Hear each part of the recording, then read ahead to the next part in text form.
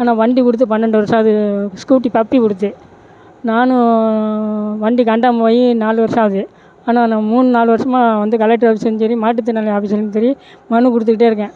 ஆனால் அதுக்கு என்ன ரிஸ்க் எடுக்கவே இல்லை. இப்போ இன்றைக்கி கூட கலெக்டர் ஆஃபீஸுக்கு வந்திருக்கேன். யாரோ டிஆர்ஓ யாரோ இருந்தாங்க, அவங்ககிட்ட மனு கொடுத்தேன். ஒன்றுமே மாட்டுத்திறனாளி ஆஃபீஸில் ஒன்றுமே சொல்ல மாட்டேங்கிறாங்க. பழைய அலுவலுக்கெல்லாம் இன்னும் கொடுக்கல, அலாட்மெண்ட் வரல அப்படின்னு 4 வருஷத்துக்கு முன்னாடி சொன்னாங்க. அதுக்கு பிற்பாடு கலெக்டர்ட்டையும் கொடுத்தேன். கலெக்டர் கொடுத்தது தான் இந்த மனு. அப்புறம் மாட்டுத்திறனாளி ஆஃபீஸுக்கு போனேன், இன்டர்வியூ வச்சாங்க, அங்கேயும் இது பண்ணேன். அவங்க வந்து என்ன இதுன்னு ஒரு ரிஸ்க் எடுத்து இது பண்ணவே இல்லை. நான் கலெக்டர்கிட்ட வந்து நிறைய வாட்டி மனு கொடுத்துருக்கேன். அவங்களும் உங்கள் ஆஃபீஸில் போய் பாருங்கள் அப்படின்னு தான் சொல்கிறாங்க.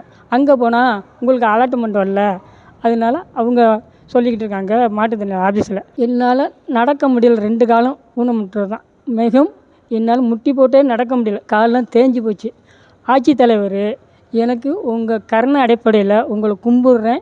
எனக்கு இம்மிடியட்டாக எனக்கு உங்கள் கருணை அடிப்படையில் ஏதாச்சும் வண்டி கொடுக்கறதுக்கு 4 வீலு கொடுக்கறதுக்கு ஏற்பாடு, மோட்டார் பொருத்திய வண்டி கொடுக்கறதுக்கு ஏற்பாடு செய்யுங்க. செய்திகளை உடனுக்குடனும் துல்லியமாகவும் தெரிந்து கொள்ள சப்ஸ்கிரைப் பண்ணுங்க.